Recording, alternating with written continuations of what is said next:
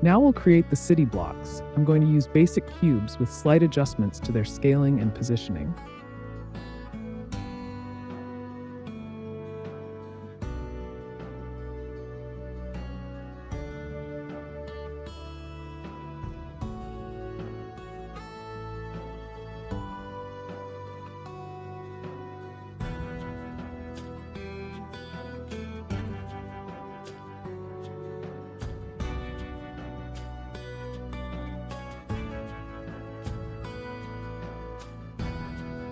I'm also going to duplicate the flood barriers and place them outside the wall.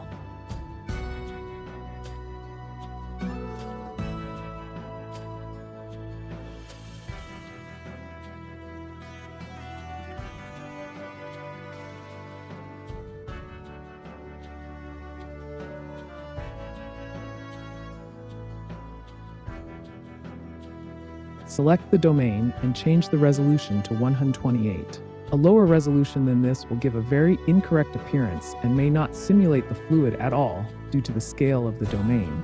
Head further down towards advanced settings and enable adaptive time stepping for obstacles and force fields. Change the max frame substeps to 12 and CFL number to 10. This will reduce bake time without lowering the accuracy of the simulation too much. You are free to experiment with these settings.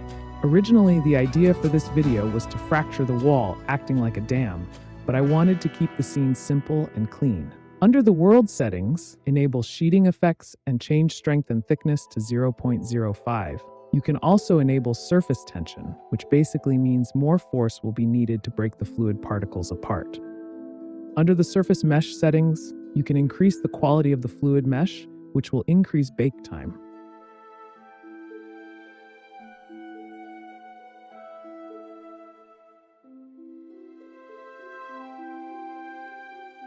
You can play around with the settings, but make sure you select a chosen destination for the cache files, as by default, this will be set to wherever your blend file is located, usually on your C drive. Once happy with the settings, do a test bake. With Flip Fluids, you can scroll through the timeline as the simulation is baking. As you can see, due to the ratio between the domain scale and fluid resolution, the fluid body appears very low quality and is leaving large boundary gaps. To fix this, you'll have to increase the fluid's grid resolution. I end up using 300. If you're still getting large gaps, you can play around with the open boundary width.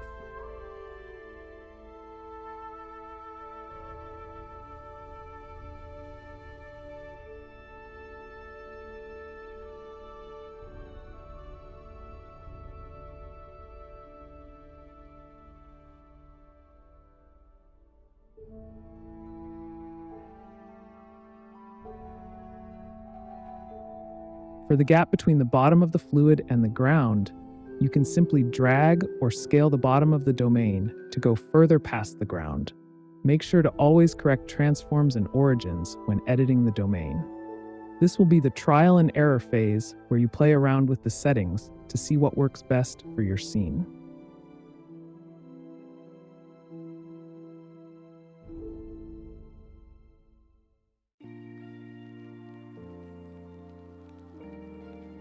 To generate waves, we'll use a force field instead of an obstacle.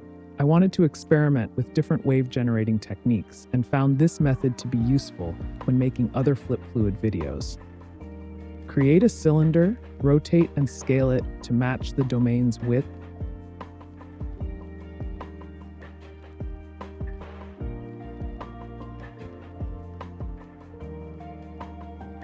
Under the Flip Fluids tab in the Physics panel, set it as a force field.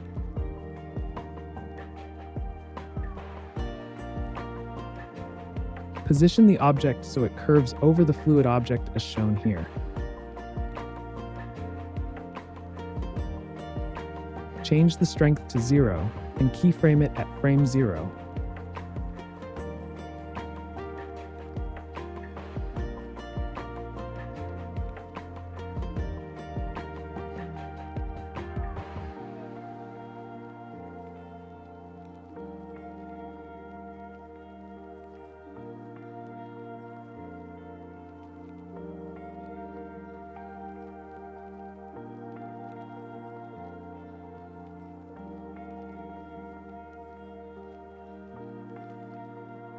Make sure to keyframe the object's location too by pressing I whilst it's selected in the viewport.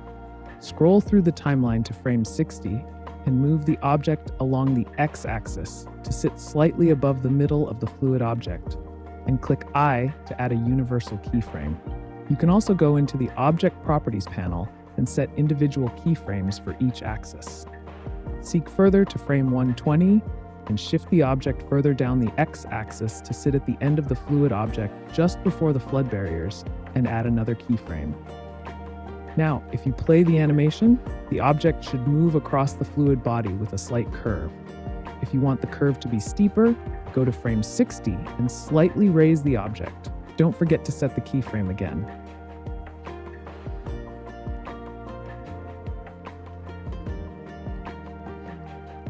Now go back to the start and make sure the rotation for y-axis is keyframed at 0.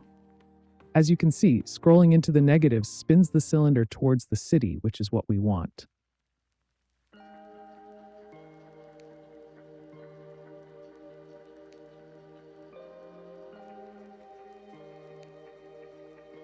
Go to frame 120 and set your Y rotation to -720 and keyframe it.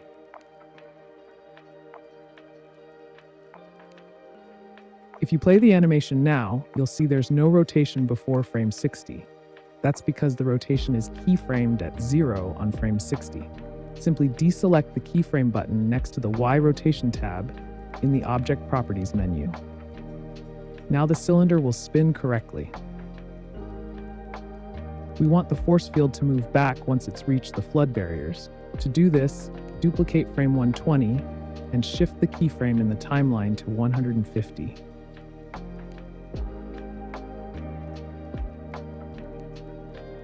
Duplicate frame 0 and shift it to 270, and finally duplicate frame 60 and move it to frame 210.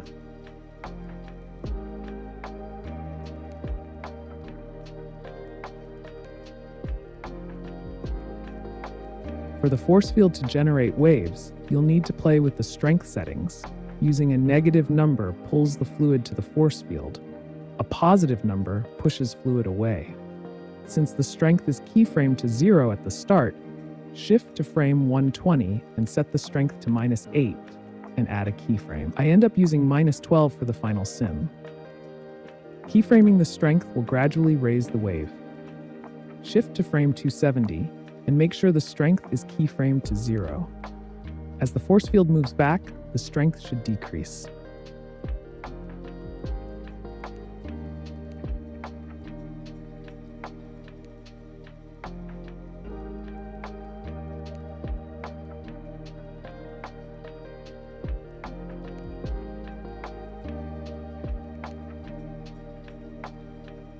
To add some more interest to the wave generation, I'm going to create a plane axis empty, set it as a force field under the Flip Fluids tab, and set the max force limit factor to 5, as well as the width under gravity scale to 0. I do this for both the plane axis and cylinder. As these objects are animated, make sure to select Export Animated Mesh and skip Re-export, then select Force Re-export on Next Bake.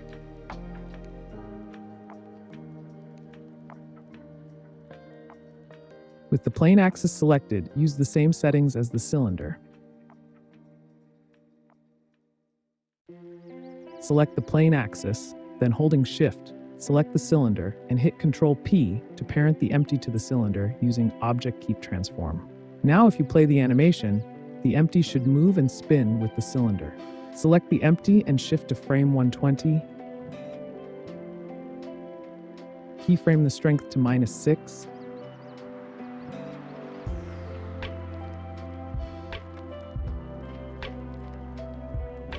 Shift further down to frame 270 and keyframe it to 0 strength.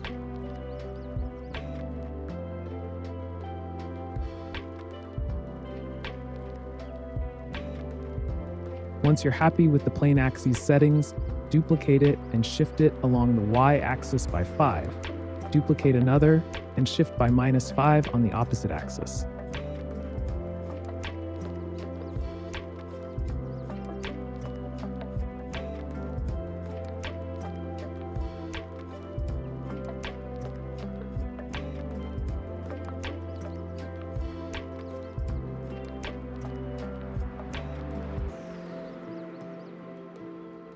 Select all force fields and make sure Export Animated Mesh, Skip Re-export, and Force Re-export on Next Bake is enabled. Any changes you make to animated fluid objects after the next bake will need Force Re-export on Next Bake enabled.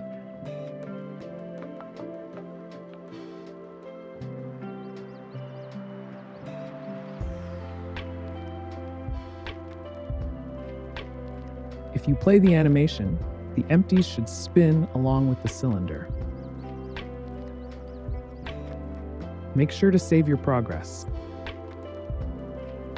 Select the domain, and before hitting bake, make sure adaptive time stepping for force fields is enabled. Now you can hit bake to check if everything is working as intended. If baking is slow, decrease the grid resolution, as this is only a test bake. You can seek through the timeline to check if the force field is affecting the fluid body.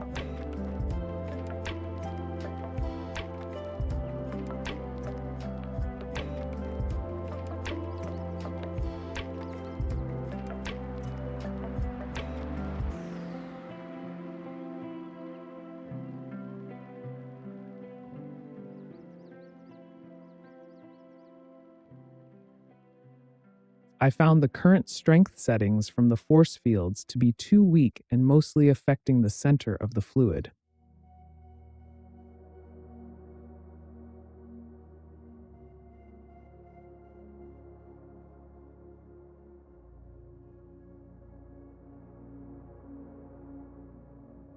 I end up using -15 for the two outer plane axes and -8 for the center plane, as well as the cylinder.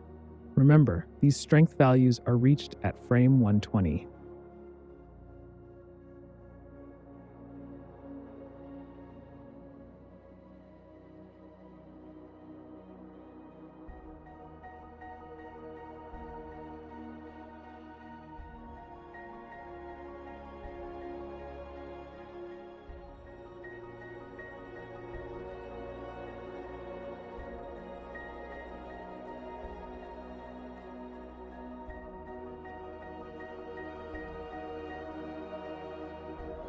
To add some more randomness, shift the outer plane axes so that the center sits at the top edge of the cylinder. Do the opposite for the center plane axes, where it sits at the bottom edge. As they're parented to the cylinder, they'll continue to spin, but with an offset.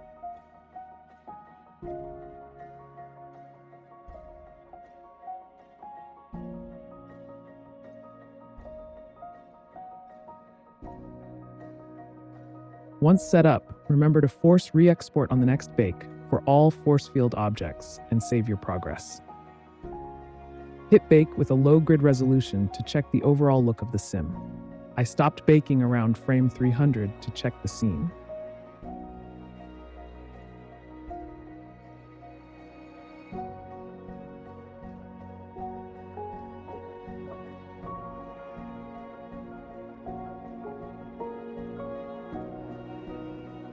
You can see the fluid gradually rising up towards the flood barrier and crashing against the wall, then spilling over into the city.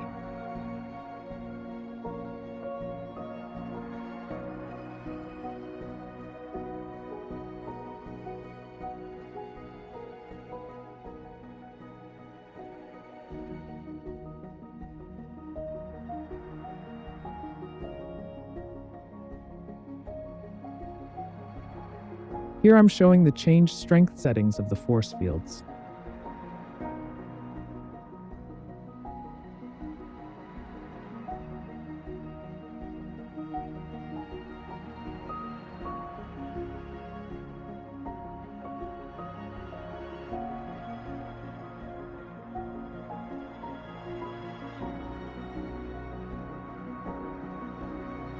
Now we'll set up the city block as obstacles.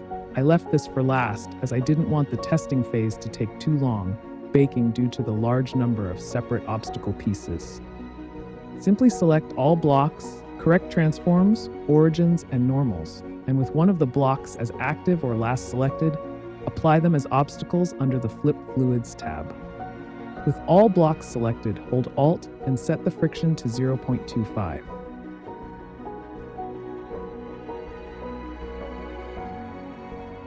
Once set, save your scene and hit bake.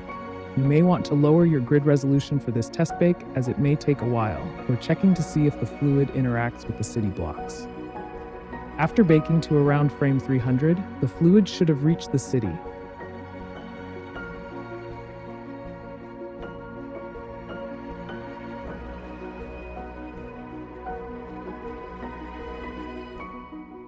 Pause baking and select a block. Use G to move it around. There should be no fluid where the block was.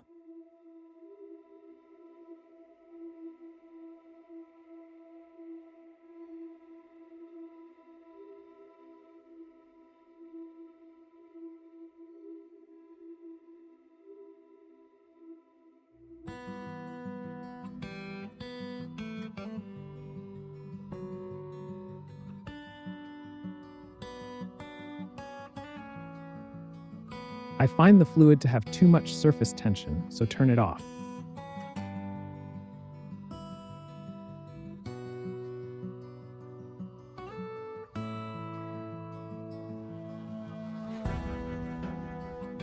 If you want more waves or a longer animation, increase the timeline duration.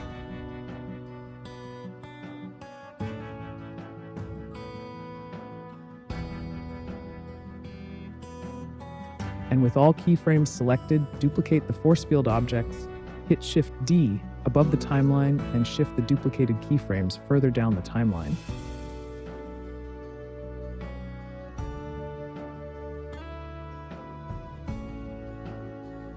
Use the first keyframe as a point of reference and choose when the next wave starts. For my scene, I chose frame 240. Sometimes when duplicating frames, they won't shift accurately. Here, you'll need to fix the individual keyframes manually.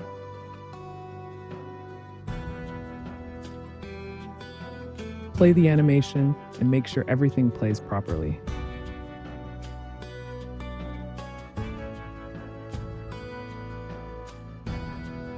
With all force field objects selected, make sure to click Force Re-Export on Next Bake whilst holding Alt.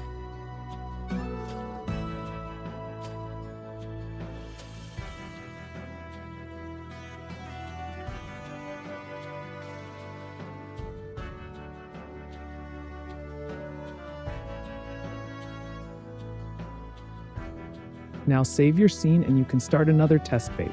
This time, you'll have to let the simulation run for a while to check if the second force fields are working. As I've already tested the scene, I'm going ahead with the final setup. I've set the grid resolution to 384.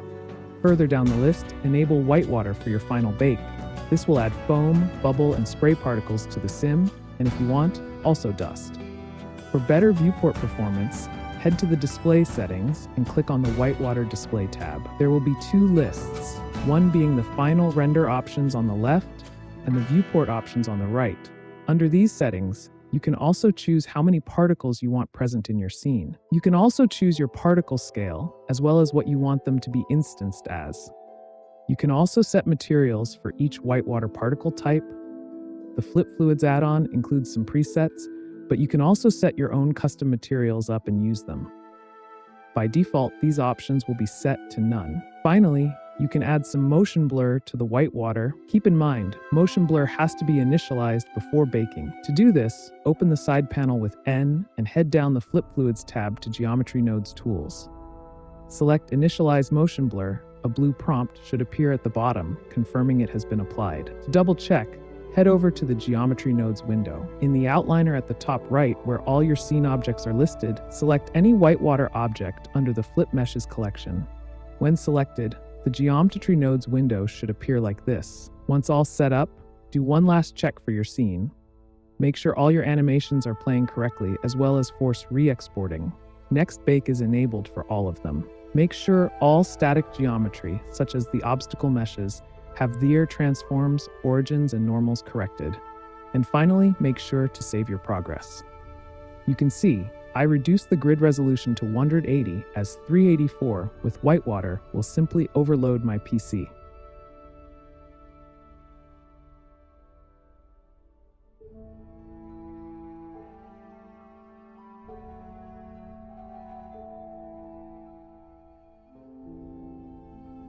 Before baking, make sure Update Settings on Resume is enabled under More Bake Settings. This will let you increase the timeline as well as change some scene settings and bake from a save state. Now, before baking your final scene, I'm going to bake a final test.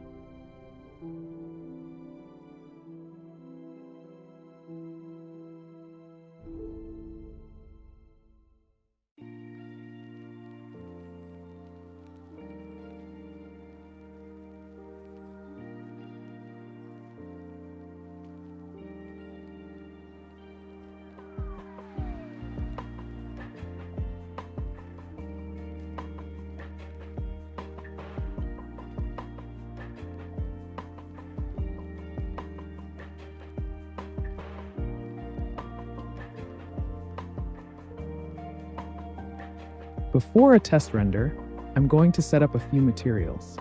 If you select the fluid body and head over to the Physics tab, you can choose from a range of presets that come with the add-on. For these types of scenes, I use the Ocean Volumetric preset. In this tab, you can also change the display options. As you can see, I've set up a simple rocky material for the land, a basic gray material for the flood barriers and city floor, as well as a universal texture map for the city blocks. I've also set up some simple skylighting and using cycles with optics denoising in the render viewport to view the scene. Once I'm happy with the scene, I hit render and see what the final whitewater layers look like, as well as how long the render took. As you can see, it took 38 seconds to render at 1080p with 128 samples. You can see the styrofoam ball effect I was talking about earlier.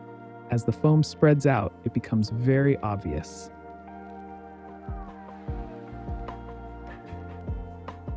Head over to the display settings. If motion blur is enabled, there'll be two lists under particle object settings. You can play around with the particle scale and motion blur strength for each whitewater type. I changed the particle scale from 0.008 to 0.005. Whitewater particles will have the biggest effect on render times. When rendering, you'll see a lot of data being processed before the first sample. This is the simulation being loaded up. To reduce render times, you can play around with the final display settings.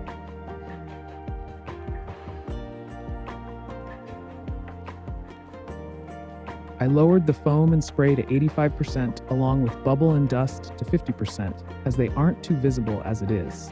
Bear in mind the spray particles are barely visible but add to the ocean effect, giving it some context for scale. I did another render with all particles at 100% just to make sure the render times were consistent, which hovered around 38 seconds. I then changed the slot number on the top right of the render window for the next render to take place and compare. As you can see, with the altered final display settings, the render time decreases by almost 10 seconds. Switching between the two, you can visualize the difference. The outer edge seems to have lost some foam.